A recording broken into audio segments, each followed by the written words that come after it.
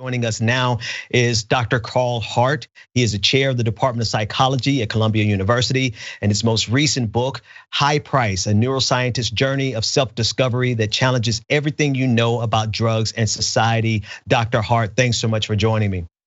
Thank you for having me. Just one correction, I'm no longer the chair of psychology. I'm no longer playing that slave role, so I'm free. Oh. Okay, absolutely, and noted. But we do definitely thank you for joining us for this conversation to have a dive into something that you have written extensively about. And I read your most recent piece in the New York Times specifically about George Floyd and the vilification of him, particularly using the narrative of drugs and how that is something that is pervasive when it comes to Black lives being murdered by police officers.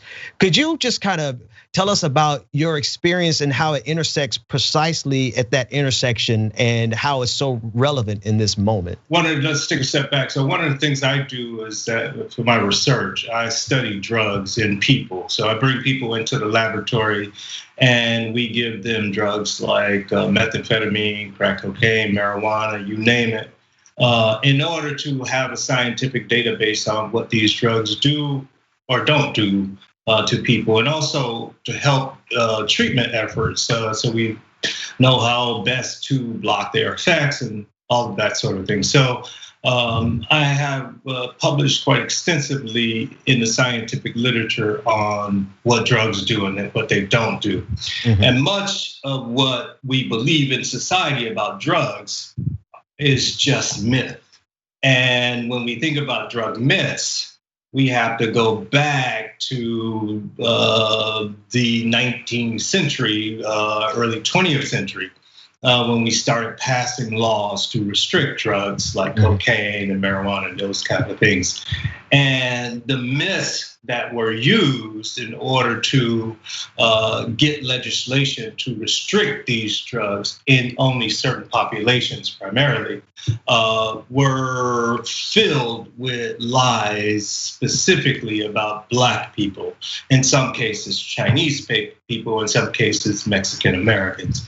And so that's the context in which we're dealing when we hear police saying things about drugs and suspects. And so you're speaking from a context of a scientist who studies this, and you know the effects, and so you are seeing the narrative that is often woven around these things and how it attaches itself not to scientific evidence, but to a narrative that's consistent since the late 19th century, earliest 20th century. Yeah, let's just be clear that it's a narrative that attaches itself to white supremacy and racism in America. We just have to be absolutely clear about that. So when we think about cocaine, opioids, they are illegal in this country, not because of their pharmacology, but because of our hatred of Black people and Chinese people. That's why they're illegal. I was reading your piece in the New York Times, and you opened out pretty convincingly. You said, my heart sank when I read the prosecutor's criminal complaint against Derek Chauvin, the former Minneapolis police officer who was charged with killing George Floyd. It suggests that drugs were one factor contributing to his death. Not again, I thought. I have seen the drug-crazed Negro script trotted out too many times when a police officer kills a Black person. Your piece is compelling. And before I even get to the substance of the piece, I want to ask you how frustrating it is for you to have to pay and give so much detail, because this is what you did. You took that, you broke it apart piece by piece, what was in his system, the amounts that were in his system, and the effects that it could have, didn't have, and probably would have had. You just analyzed the entire picture. Does it not frustrate you to have to do so much due diligence to a narrative that was never meant to be in good faith in the first place?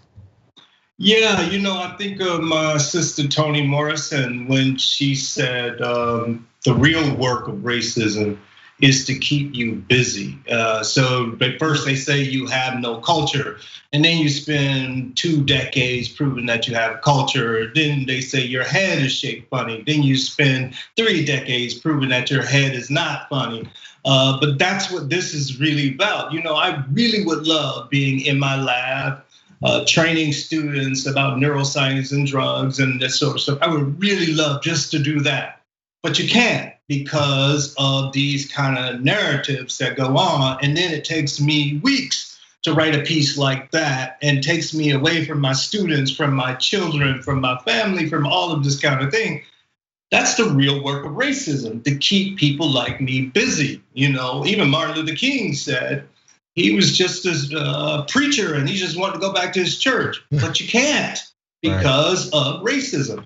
And so they have kept me busy. I've been told I can't curse, so I have to make sure I watch my mouth. But it's frustrating such that you want to curse so people really understand what's going on, because I have boys, a teenager and young 20-some-year-old. And so I know these narratives, these stories will be used against them. They are being used against my nephews. They've been used against my friends, against me. And so it is maddening.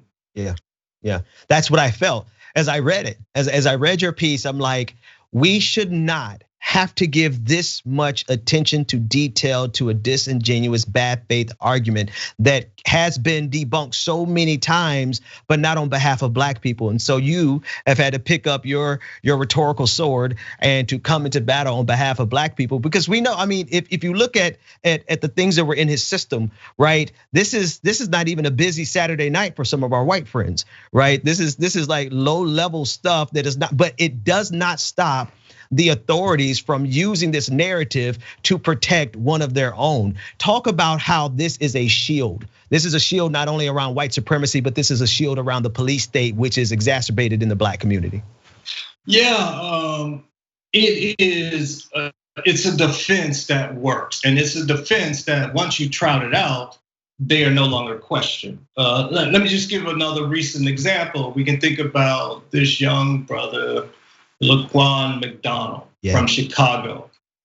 This brother was shot 16 times as he walked away from the police, and there was dash cam footage. But the public didn't get this footage until the citizens of Chicago, the activists, got it through a Freedom of Information request. But they shot this cat 16 times, and the guy who did this was paid by the city of Chicago for an entire year before he was brought to justice, only because the tape was now made available. But the thing was, the coroner said Laquan McDonald had PCP in his system, and therefore it shut down any sort of concern that the cop might have did something wrong. As if PCP it absolves any sort of responsibility on behalf of the police. Yeah, it is a very effective tool that we've seen used in case after case after case. And I'm not sure if this is something that you said in our conversation right now, or if it's something that I read, but you referred to how historically they've used the idea that Black men own cocaine are almost like super soldiers, and that they would issue out bigger weapons to come hunt us down, because if we have cocaine in our system, that we are somehow more powerful. Speak on that very quickly, and then I want to ask you one or two more questions.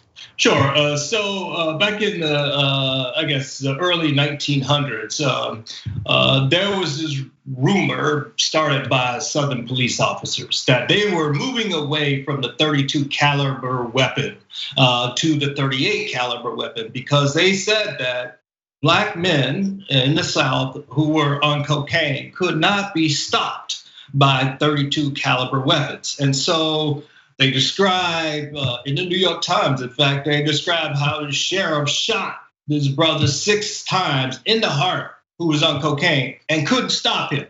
And so Southern police forces moved away from the .32 caliber weapon to the .38 caliber weapon. But the thing is that argument is used even today in order for police to use bigger caliber weapons.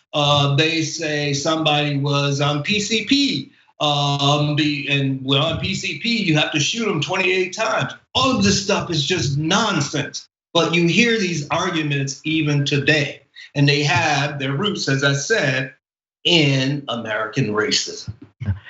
We only have a few seconds left here, but the Democratic Party has decided not to legalize marijuana as a part of their platform. Could you just for about 20 seconds tell me what your thoughts are about that in context of everything?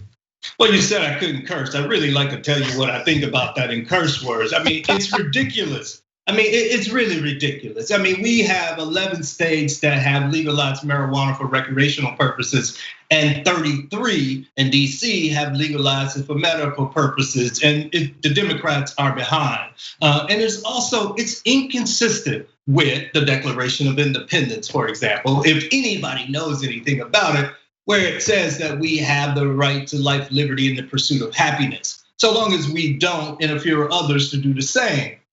Using marijuana or any other drug to do so is consistent with the Declaration of Independence. And the Declaration of Independence says that government should be created to ensure these rights, preserve these rights, not restrict them. So the Democrats, don't get me started with the Republicans, but the Democrats they've blown it there, and that's not surprising. They always have.